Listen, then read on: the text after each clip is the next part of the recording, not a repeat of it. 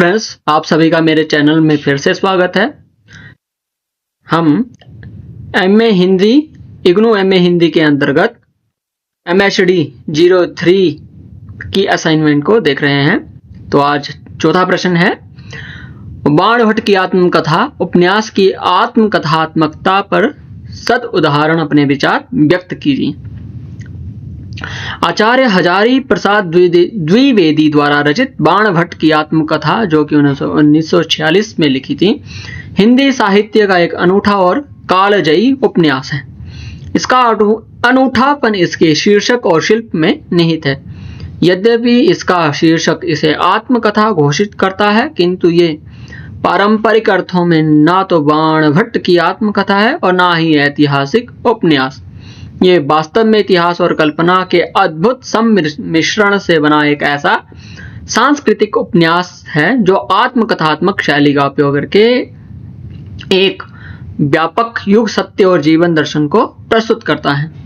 इसकी आत्मकथात्मकता एक शिल्पगत आवरण है जिसके भीतर लेखक ने अपने मानवतावादी और सांस्कृतिक दृष्टिकोण को स्थापित किया है। अब यहाँ पर उपन्यास की आत्मकथात्मकता के तत्व दिए गए हैं। सबसे पहला है उत्तम पुरुष शैली। उपन्यास की सबसे प्रमुख विशेषता इसकी उत्तम पुरुष या मैं शैली में रचना है। पूरी कथा का वाचक स्वयं बाणभट्ट है, जो अपने जीवन की घटनाओं को अपने दृष्टिकोण से सुनाता है। यह शैली पाठक को सीधे बाणभट्ट के अंतर्मन और उसकी भावनाओं से जोड़ देती है। उदाहरण है, उपन्यास का आरंभ ही इस प्रकार होता है, पाठक, क्या आप मुझे दूर से पहचान कर ही अग्रसर नहीं हो सकते? यह सीधी बातचीत की शैली आत्मकथा का भ्रम पैदा करती है। जो दूसरा बिंदु है, प्रामाणिकता का आभास। द्विवेदी जी ने उपन्यास को प्रामाणिक बनाने के लिए काल्पनिक भूमिका गढ़ी है, जिसमें वे कहते हैं कि उन्हें बाणभट्ट की आत्मकथा की एक अधूरी पांडुलिपि मिली है जिसे वे केवल प्रकाशित कर रहे हैं। ये एक ऐसा शिल्पगत प्रयोग है जो पाठक को ये विश्वास दिलाता है कि वह स्वयं बाणभट्ट की लिखी कथा पढ़ रहा है। जो तीसरा बिंदु है, इतिहास और कल्पना का मिश्रण। उपन्यास का नायक बाणभट्ट और उसका युग सम्राट हर्षवर्धन का काल ऐतिहासिक है, लेकिन उपन्यास की मुख्य कथा और उसके प्रमुख पात्र, विशेषकर निपुणिका और भटिनी, पूरी तरह से काल्पनिक हैं।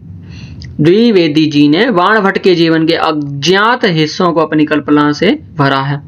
इस प्रकार यह ऐतिहासिक पात्र की काल्पनिक आत्मकथा बन जाती है। आत्मकथात्मकता एक शिल्प मात्र क्यों है? क्योंकि पहला बिंदु है उपन्यासकार का हस्तक्षेप। यद्यपि कथा बाणभट्ट के मुख से कही गई है, किंतु कई स्थानों पर बाणभट्ट के विचारों और विश्लेषणों में स्वयं लेखक हजारी प्रसाद द्विवेदी की मानवतावादी और सांस्कृतिक दृष्टि स्पष्ट रूप से झलकती है। बाणभट्ट का नारी के प्रति उदात्त दृष्टिकोण, प्रेम की पवित्रता पर उसके विचार और तत्कालीन सामाजिक धार्मिक रूढ़ियों की उसकी आलोचना वास्तव में द्विवेदी जी के अपने विचार हैं।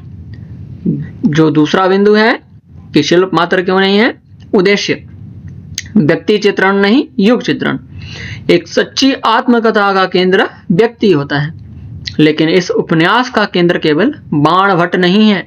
बाणभट्ट तो एक माध्यम है जिसके द्वारा द्विवेदी जी 7वीं शताब्दी के भारत के राजनीतिक, सामाजिक और सांस्कृतिक जीवन का एक जीवंत चित्र प्रस्तुत करते हैं।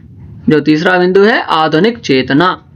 उपन्यास में प्रेम, नारी और समाज को लेकर जो चेतना व्यक्त हुई है, वह 7वीं सदी की नहीं बल्कि 20वीं सदी के एक आधुनिक मानवतावादी लेखक की चेतना है। बाणभट्ट का चरित्र इतिहास से अधिक द्विवेदी जी की कल्पना की सृष्टि है।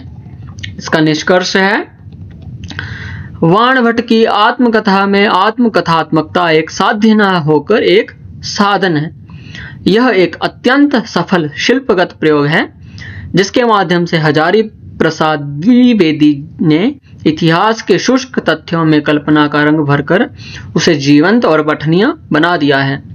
मैं शैली के प्रयोग से वे पाठक को सीधे कथा के मर्म से जोड़ पाते हैं और अपने मानवतावादी जीवन दर्शन को अधिक प्रामाणिक और प्रभाव के साथ प्रस्तुत कर पाते हैं। अतः यह उपन्यास बाण भट्ट की वास्तविक आत्मकथा न होकर इतिहास के पर्दे पर लेखक द्वारा रचित एक उदात्त मानवीय प्रेम और जीवन मूल्यों का कलात्मक आख्यान है। जो अगला प्रश्न है इसको हम करेंगे अगली वीडियो में।